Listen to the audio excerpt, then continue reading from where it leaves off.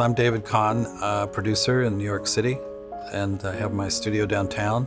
I work with a lot of different artists and now getting more into scoring, but I produce Paul McCartney and Regina Spektor and Ingrid Michaelson. I like working with new artists, working with a new artist from Australia now named Thelma Plum. I also worked on albums with Sublime, Sugar Ray did their records, all the Fishbone albums, and a lot of singles, Bruce Springsteen, Billy Joel. I started recording my first recording was with a band I had in college. I was fascinated by the recording process, but because I was in a band, I was always doing that. I got signed on Capitol Records and made a couple of albums, and I didn't like being an artist. So I decided I would be producer because I loved that part of it. So I started doing the bands full time, and then they did well, so I got a job at Columbia Records doing A&R. I'm working on a project for National Geographic. It's called Ocean Odyssey. It's an immersive experience in Times Square in New York City. It's a permitted installation, walking through under the ocean in giant surround environments. So I'm using Nuendo for that exclusively. Nuendo is a sequencer of choice for a lot of the developers of software in the surround field. So Iasono, which is a multi-channel mixing environment, only works with Nuendo. One of the rooms is a 38.2 room. It gets pretty complicated. And it's great having Nuendo because I can load up matrices on top of matrices and then easily render them, and all the plugins are multi-channel and surround ready and all that. So the scoring for that has been all ocean sounds being arranged into something that works in a musical way, even though there's no notes or chords or anything.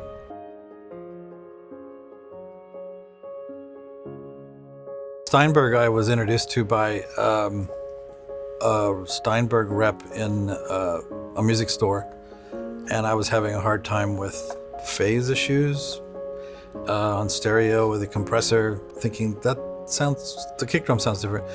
This new program had come out called Nuendo. So I was in the store and the representative said, "Oh, here, play with this," and I added 200 cycles to something, and I was surprised that it was actually 200 cycles, not just some low end.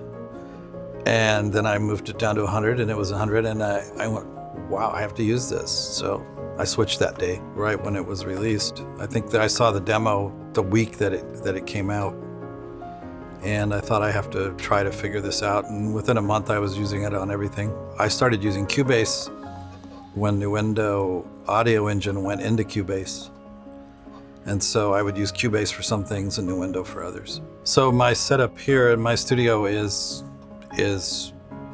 running on several computers that are networked, and they all have MIDI cards, and they all have different functions with different libraries, and they all dump through MIDI into summing amplifiers. And also through MIDI I can reach any of my analog gear directly, and it all runs in real time. So my recalls are immediate, and then sums back into the computer and works. I've got 192 outputs from my computer, and all the analog gear is accessible all at once. So it's a great hybrid situation. Having the summing amps is great. As far as the software, I use Cubase for records, for recordings, because the MIDI and functionality is perfect. To me, it sounds more clear. When I say pitch shift on something, or when I've got several plugins running that normally I would think I would have a phase problem with some kind of latency, and it's not there. When I ping out to a piece of external gear and back in, and it figures out the latency, it's just in phase to my ear. It's something you don't think about after a while. You're used to thinking, well, what's my latency cap and how many am I past it? You don't have to think about that anymore. It's a kind of a strange feeling. For scoring, I would start Cubase maybe for the composition, and then as the production went on, I would switch from Cubase to Nuendo. It's really nice to have Nuendo open a Cubase session so we can go back and forth between the two. If I got something to mix, I would mix it in Cubase, because the way I have Cubase routed to all of my analog gear is faster. The Nuendo is more routed towards a surround situation. Walk Like an Egyptian was a classic case of confusion. I got a demo from a publisher, and she had meant to send me a different song and had a different title on the cassette. And I went, this isn't the song, this is about an Egyptian. Oh, we sent you the wrong song. I go, I love this. So, and then I had to talk the band into it. They didn't want to do it at first. And then it did well. And I was able to follow through with the record company because they weren't that behind it. So that was a good example of the production versus the A&R.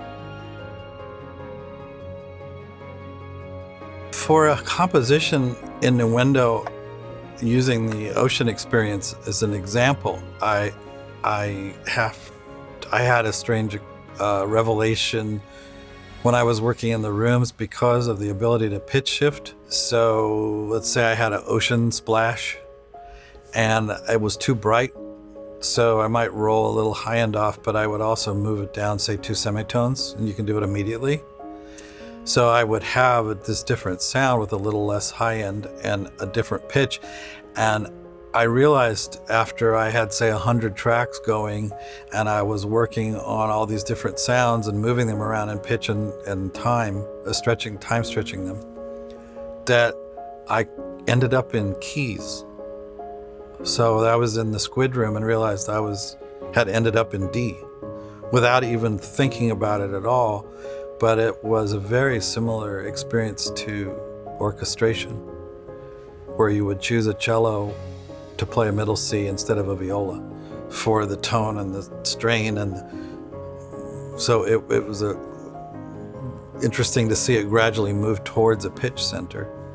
I don't know if anybody would hear it and go, oh, that's in D, but it created a more resonant experience, and it happened inadvertently. And a lot of that had to do with just the immediate pitch shifting, that I could just do that. I don't even think about it anymore. Oh, I want that down a fifth. Boink. It sounds great. No aliasing. You know, I've moved stuff down huge amounts with very little artifacts.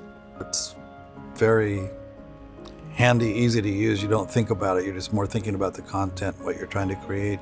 For the randomizer, I was doing a mix for a group on Atlantic, and their basic beat loop, I think they thought it was like 80s English pop, which was always a very regular rhythm, but it was way too stiff and regular.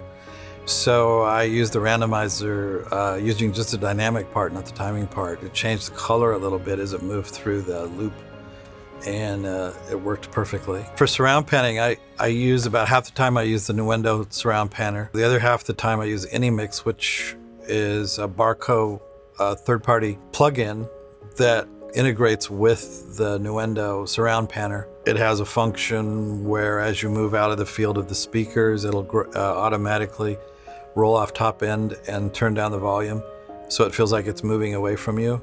So you don't have to do that with EQ, but it works perfectly with the Nuendo surround panner. For the McCartney live show that I mixed, I guess it was a box set or something, I did use the surround panning, but mostly for static placement because there's not a lot of movement in the sound or movement on the stage. But I was able to place, there's 12 ambient mics at a McCartney show, and he's in arenas, so getting it all in phase has to do first with the recording and then the placement in the surround field of where I put the ambient mics. I'd use different sets of mics on different songs, so it was convenient to have different surround systems set up that I could switch from one to the other. The Steinberg audio engine is why I switched to Steinberg from the other 4 sequencers or DAWs that I was using, because it was immediately clear when I heard it. The frequency was more clear in the EQ, and that I was actually EQing the frequency that it said I was. No phase problems. It was really revelation, I guess I would just say it sounds better to me when I compare.